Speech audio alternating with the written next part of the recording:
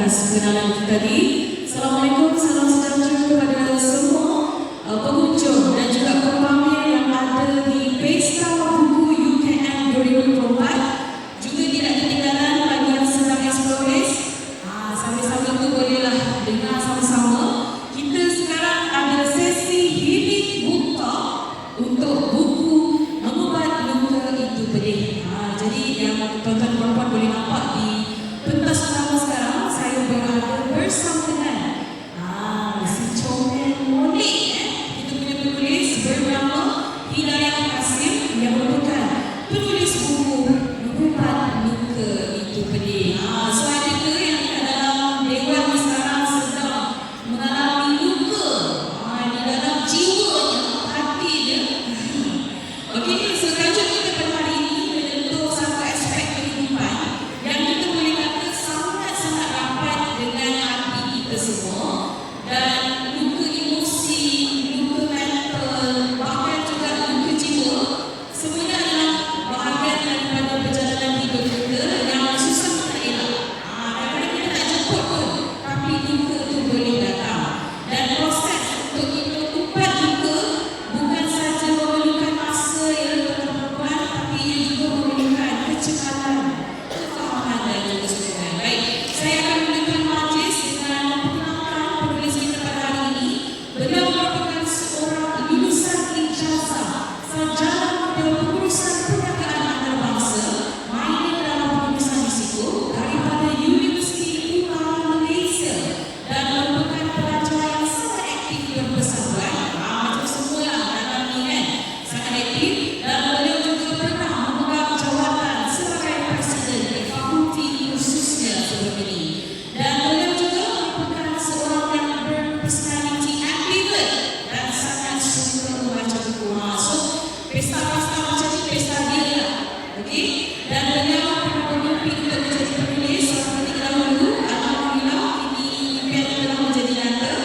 Dan pernah juga diuji beberapa kali dengan kehilangan insan-insan tersayang sejak di usia remaja, dan sejak kejadian itu perspektifnya kepada diri telah berubah 100%. Dan sedikit update tentang penulis yang berada di sebelah saya ini. Apa yang sedang dilakukan oleh beliau sekarang, beliau bekerja bersama dengan keluarganya dan sangat aktif dalam belajar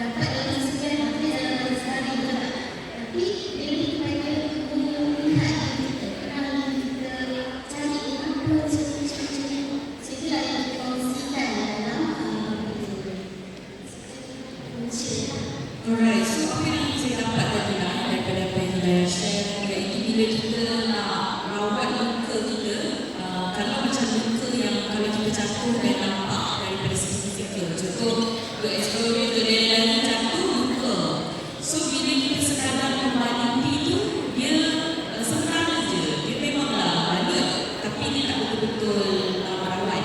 So tadi macam habis pun ada sebut juga yang kata kat situ, mengubah itu penting, tapi merawat. So mungkinlah penting itulah yang mungkin kita sendiri semua susah nak menerima rasa penting. Macam yang saya cakap tadi, bila kita nak nampak gigi, berhenti pada doktor yang sakit, yang kita buatkan kita takut nak jumpa doktor. Tapi sebenarnya proses itu adalah perlu supaya boleh kita nampak giginya dan boleh kita amalkan. Dan mungkin kira-kira macam kita pergi healing kat pantai ni semua, mungkin dia sekadar macam 2-3 hari je kita rasa relax. Tapi bila kita dah kembali mungkin masalah kerja ke, kembali pada hari-hari masa kerja, luka tu masih ada sebab masih belum dirawat kan. Okay, so bila kita cakap pasal luka, ianya selalunya ada kaitan dengan orang lah, betul tak? Yang buatkan kita rasa sakit hati, buatkan kita rasa geram, mengecewakan kita. Jadi macam mana sebenarnya cara untuk kita hadapi orang yang kita panggil sebagai orang yang toksik? Sebenarnya luka ni terjadi pada hari-hari bila kita ada ujian. So semua orang dalam dunia ni kalau ada ujian, maksudnya gini, sebab semua orang ada ujian. Macam masalah ada ujian, macam saya sendiri diuji dengan kehilangan. Tak ada juga orang yang diuji dengan kedatangan. Maksudnya dalam hidup ni tiba-tiba dia datang buat dia kan. Kita stres, kita stres setiap hari tu sakit hati. So cakap juga tentang kita berdiri lagi.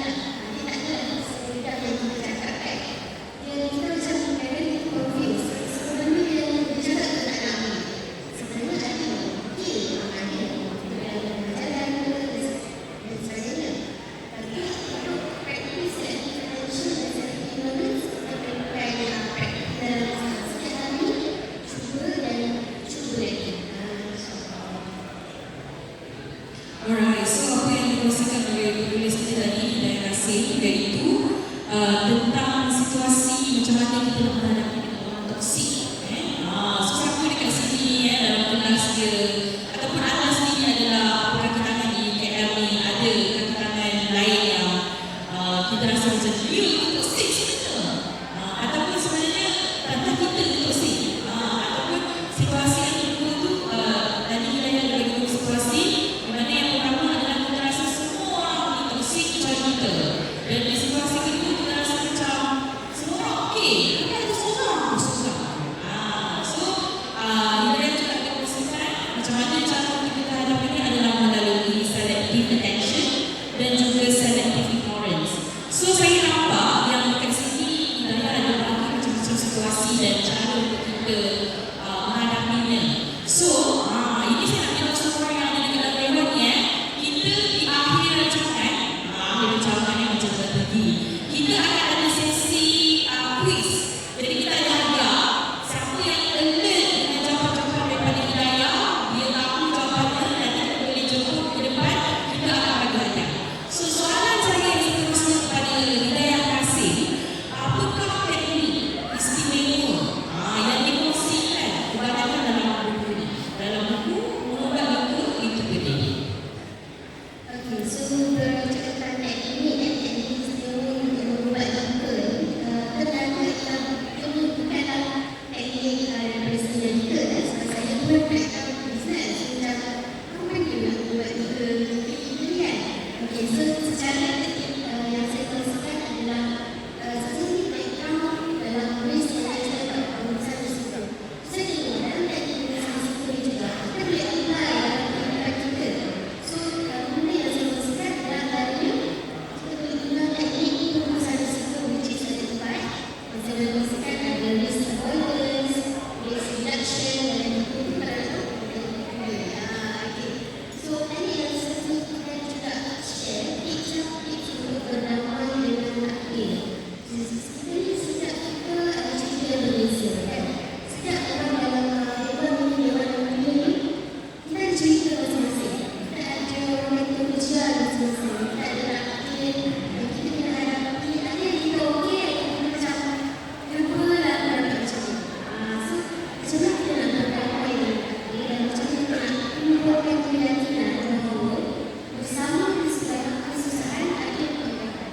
Kalau kita tengok dalam surah Al-Syafir, ini namakan Muslim. Dalam Al-Quran Allah berfirman bahawa inna ma'al usri yusra, bersama kesulitan ada kemudahan. Kenapa Allah kata selepas kesulitan? Allah kata bersama.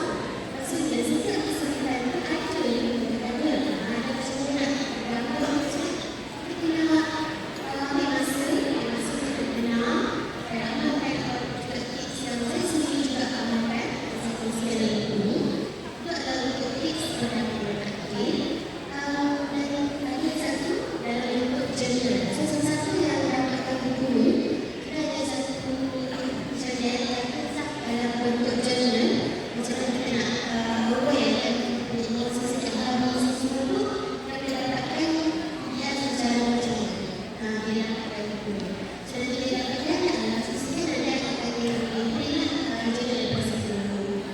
So kita ada tiga teknik yang kita kongsikan dalam buku ni.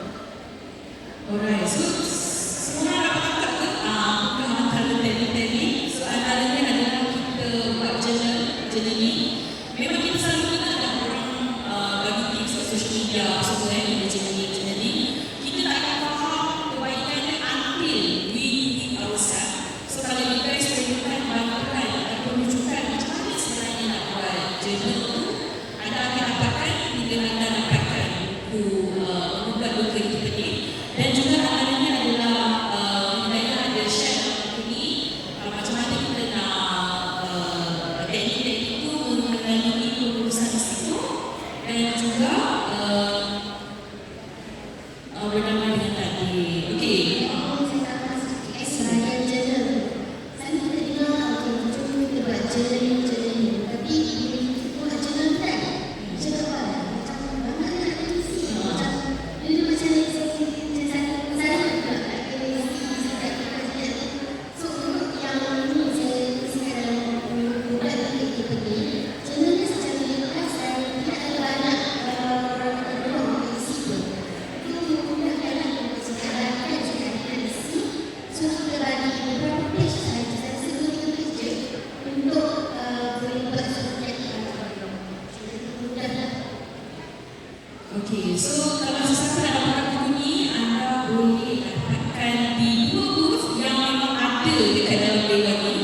Iaitu yang pertama kita ada booth House of Arabic Books dekat bahagian belakang sana, dan juga bernomor booth 19 House of Arabic Books, dan juga kita ada buku Hidayah di Jejak Arabia. So kita dapatkan 2 buku Hidayah di 2 booth tersebut. Okey, saya nak masuk ke soalan yang seterusnya. Okey, tapi sebelum masuk soalan tu, saya nak faham dulu. Kan kita macam cakap daripada awal tadi bahawa kita sekarang dengan proses nak ini apa semua, most of us ada masalah untuk salah faham konsep. So kita ingat bila kita pergi healing 2-3 hari bercuti itu boleh selesaikan masalah muka, jiwa, muka, pedih semua kan. Tapi bila kita balik, kita merasa lagi dalam situasi yang sama. So sebenarnya apa cara ataupun macam mana sebenarnya kita nak memulakan proses healing yang betul? Okey, jadi macam mana kita nak mulakan bagaimana nak mula proses ini. Kita tahu okey macam ni buat ni, macam mana nak start? Macam mana nak bermula proses ini? Okey, so dalam saya boleh bagi ini, kita gunakan teknik 4S. So kita tahu 4S ni yang pertama ada sedar, yang kedua semak, yang ketiga syukur, yang keempat sebar. Jadi apakah dalam perlu sedar? Ini ada saya menerangkan sedar, kita kena sedar emosi harian kita. Ataupun apakah keadaan kita setiap hari. So hari ini aku rasa sedih. Okey, lepas tu kita gunakan S yang kedua, iaitu semak. So kenapa kita rasa sedih? Apa yang membuat kita rasa sedih? So semak ni macam cek balik apa, kenapa, bagaimana, di mana dan sebagainya. Okey, itu semua soalan ni di bahagian S yang kedua, which is semak. Yang ketiga itu ada syukur. Okey, kita bersyukur kan? Kalau apa lagi ada orang kata bumi dalam kita. So macam saya ini saya pasti dalam saya dengar, saya baca juga memang ada pengajian buat bila kita rasa syukur, bila kita buat kita ingat lagi apa yang kita dapat hati. Contohnya saya ada mati yang sihat, saya ada bangun yang sihat, saya ada kaki yang sihat. Sebenarnya kecil-kecil yang boleh kita lepas pandang, tapi sebenarnya itu makna yang besar. Sebab ada orang tak boleh melihat, ada orang tak boleh berjalan, dan ada orang tak boleh menulis. Walaupun dia sebenarnya sebelum berlukis, tapi tak ada kecerahan atau sebagainya, kita tak boleh buat apa yang dia suka. So sebagai orang yang ada cukup dan buka sebenarnya, ada alasan yang kita nak rasa bersyukur. Situ S yang ketiga, yang keempat kita ada sebar. Jadi kita dah tahu kan, kita ada bermain, kita ada menulis. So kita sediakan manfaat yang menggunakan apa yang kita ada pada masyarakat. Jadi kita sediakan manfaat kita akan besok dengan berbagi duit saja. Kita boleh bagi tenaga, kita boleh suka lawan, beri ilmu, kita kalau ada aktiviti selain apa kan. Jadi for aktiviti yang memberi manfaat. Contoh, sesimpel bila kawan kita tak faham apa yang dia cakap, kita kongsikan. Okey, macam ni sebenarnya macam ni. Kalau statistik ni menambah terlibat dalam okey, so itu contoh lah. Contohnya sesimpel itu, kita share, kita update je status quote of the day. Orang kalau orang quote of the day ni orang cuti kan, tak apalah, mungkin ada orang yang bukan. Contohnya macam saya pun selalu share quote of the day dekat kawan-kawan. And one day ada seorang kawan tu macam, thank you sangat sebab share quote ni. Sebab I really need this. Sebab dia sangat-sangat perlukan kata-kata ni pada hari itu. Kita tak tahu kehidupan orang lain. Everyone, every each of us ada perjuangan ni. So sebagai seorang ahli masyarakat, kita nak jaga dia bermanfaat. Sebab baik kita tak bermanfaat ke tak. So walaupun manfaat tu kita rasa macam orang fikir, tengok tapi sebenarnya ada. Sebenarnya ada manfaat yang boleh diberikan. So kita cuba walaupun sekadar status, walaupun sekadar boleh menerangkan ke kawan kita apa yang kita faham, itu pun sebenarnya boleh. So kita ada cara nak bermula ni, mula dengan sedar, aware, sengaja aware, sedar apa yang kita rasa, apa yang kita hadapkan, kenapa, lepas tu kita semak. Semak pula kenapa kita rasa macam ni, apa yang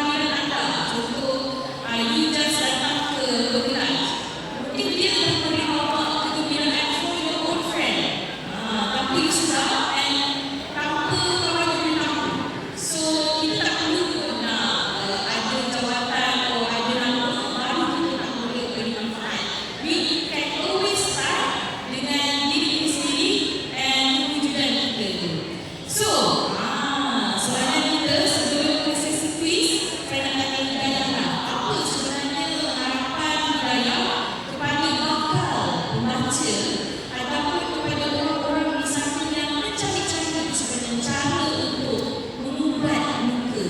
Silakan. Okey, baik. Kepada Mbak pembaca, apa yang saya harapkan adalah selepas membaca buku, serta ada section bahagian belakang sekali dan bahagian pilih berfirman. So, saya bagikan, saya kongsikan maksud-maksud ayat yang berunsur memujuk dan juga merawat hati kita. Itu adalah kata daripada Al-Quran. Dan apa harapan saya ialah selepas membaca buku ini, kita boleh teruskan membaca dan menuntut ilmu dan penting dekat waktu ini dengan Al-Quran. Lepas tu selalu buat reflection, cakap terima kasih dan minta maaf kepada diri sendiri. Apa yang saya bacakan dengan dalam satu pengajaran itu yang ada bahagian cermin. Cermin tu jadi kita tak cermin, tengok macam terima kasih tau, ni yang dapat the best. Mesti cakap sorry kan, kalau macam sedih kan, sorry kan, macam ni. Tapi cakap diri sendiri. Kerana cakap macam ni orang ramai, ada orang yang kita macam apa dia nak cakap dan macam tu pun dalam diri kita. Cakap orang, cakap terima kasih, cakap sorry, semua kan. So, itu antara yang saya baca dalam kisah dia. Lepas tu, ada dalam macam rasa penuh saya ada kat dia. Macam saya macam sana. Kemudian ni kan, kemudian dia cakap macam dia boleh jadi sisi-sisi dia sampai ke saya ni. Tak, dia macam nasi pokok ni tak ada sampai macam ni aku. Dia macam penuh sangat dalam otak kita. So, kita kena tulis. Kalau macam tu kan, kita macam tu. Tulis apa saja terminal kali tulis. Lepas tu dalam sikit lah, saya nak kalau baca cuba aktifkan rasa empati untuk bantu orang lain. Kita kena collaborate dan never compete. Jangan bersaing. Kita bekerjasama lah dengan semua orang. Jadi awal kita buat program tu, dulu nak saya terlibat dengan program, kita akan terlibat dengan macam-macam orang. Kita akan jumpa sponsors, kita akan jumpa bagaimana universiti. Sebenarnya tu semua perlukan kolaborasi dan compete. Buat program ni kita buat team. Sebenarnya boleh cuba sama-sama. Kita nak kita. So, kita juga antara dia bukan rasa empati dan begitu penting. Kita akan biarkan saja dunia berlaku lagi sampai macam mana yang terjadi di saudara-saudara kita. Dan biarkan saja kita ada rasa macam alah, at least ada kat aku. Okey lah. So, kalau kita ada rasa empati, akan cuba buat sehabis baik dengan dia kita. So, itu lagi cuba harapkan. Tadi untuk Pak Hidayah cakap tentang self-talk tu, saya saja nak kongsi lah. Saya pernah ada di satu situasi, saya rasa down sangat. Saya rasa macam saya ni tak ada harapan, macam guna. Saya rasa macam all the negative things lah. And so saya mengadu pada satu kakak ni. And ayat itu buat saya ingat sampai sekarang, which is dia tanya saya, awak ni selalu tak buat self-talk? So saya macam self-talk, like apa je lah impact self-talk kepada diri kan. Tapi tanpa kita ketahui kawan-kawan semua, self-talk sangat-sangat membantu kita untuk kita yakinkan diri kita sendiri. Kenapa? Kalau kita boleh mudah je nak puji orang, tapi kita susah sangat nak puji diri. Kawan saya pernah cakap macam ni, contoh kita orang kena buat video kan, sebab saya ada juga buat konten creating show kan. Dia cakap, aku tak nak, aku nak pakai kamera sebab aku tak cantik. Lepas tu saya cakap kat dia, kau cakap apa? Kau tak cantik? Kau cuba cakap kau tak cantik ni kat aku. Berani tak kau cakap aku tak cantik? So dia macam berani kan kita macam cakap, kau tak cantik kalau dia depan kamera. Kenapa dekat orang kita rasa tak berani, tapi dekat diri kita selalu cakap benda-benda negatif tu. So bila saya dah di-train oleh kakak tu, bahawa kita kena sentiasa cakap benda-benda yang positif. Contoh macam kita nak ada sesi ni kan hari ni, salah satu tips kalau kita pengacara ke, kita kena bercakap depan orang, salah satu tips yang saya selalu pakai adalah saya akan anggap je semua orang dekat dalam tempat tu suka je saya. So kalau ini untuk tips